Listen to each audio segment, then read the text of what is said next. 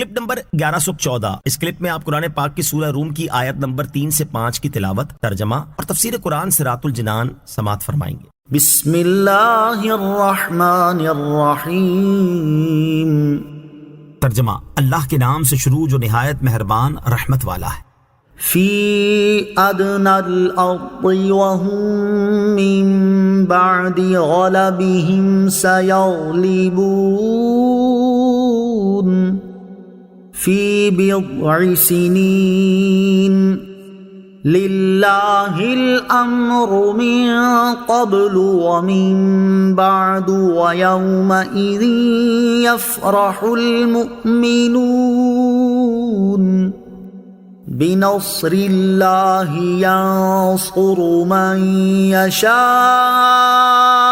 وهو العزیز الرحیم۔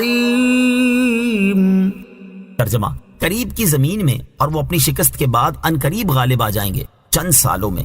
پہلے اور بعد حکم اللہ ہی کا ہے، اور اس دن ایمان والے خوش ہوں گے اللہ کی مدد سے، وہ جس کی چاہے مدد کرتا ہے اور وہی غالب مہربان ہے۔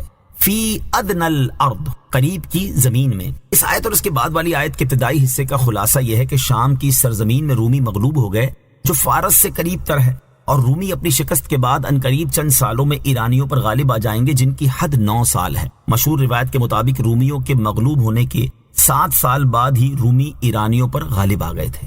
رومیوں کے غالب آنے کی مدت مبہم رکھنے کی حکمت۔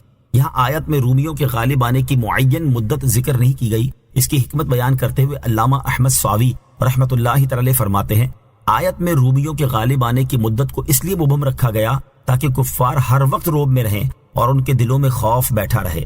حضور اقدس علیہ الصلوۃ والسلام کو رومیوں کے غالب آنے کی مدت معلوم تھی۔ یاد رہے کہ آیت میں رومیوں کے غالب آنے کی معین مدت ذکر نہ کرنے کا یہ مطلب ہرگز نہیں کہ رسول کریم صلی اللہ تعالی علیہ وآلہ وسلم کو بھی اس مدت کا علم نہیں دیا گیا تھا۔ آپ صلی اللہ تعالی علیہ وآلہ وسلم کو وہ مدت بتا دی گئی تھی، البتہ اسے ظاہر کرنے کی اجازت نہ ہونے کی وجہ سے آپ نے اسے ظاہر نہیں فرمایا تھا، جیسا کہ امام فخر الدین رازی رحمۃ اللہ تعالی فرماتے ہیں، اللہ تعالیٰ نے رومیوں کے غالب آنے کا سال، مہینہ، دن اور وقت بھی اپنے حبیب صلی اللہ تعالی علیہ وسلم کو بتا دیا تھا، البتہ تاجدار رسالت صلی اللہ تعالی علیہ وسلم کو اس کے اظہار کی اجازت نہ تھی۔ للہ الامر، اللہ ہی کا حکم ہے، یعنی رومیوں کے غلبے سے پہلے بھی اور اس کے بعد بھی اللہ تعالیٰ ہی کا حکم چل رہا ہے۔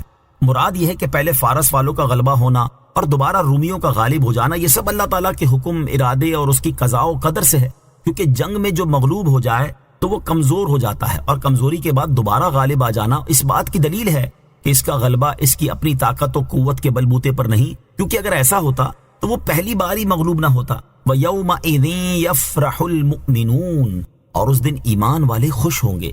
آیت کے اس حصے اور اس کے بعد والی آیت کے ابتدائی حصے کا خلاصہ یہ ہے کہ جب رومی ایرانیوں پر غالب آئیں گے اور اللہ تعالیٰ نے ان کے غلبے کا جو وعدہ فرمایا ہے وہ پورا ہوگا، تو اس دن ایمان والے اللہ تعالیٰ کی مدد سے خوش ہوں گے کہ اس نے کتابیوں کو غیر کتابیوں پر غلبہ دیا۔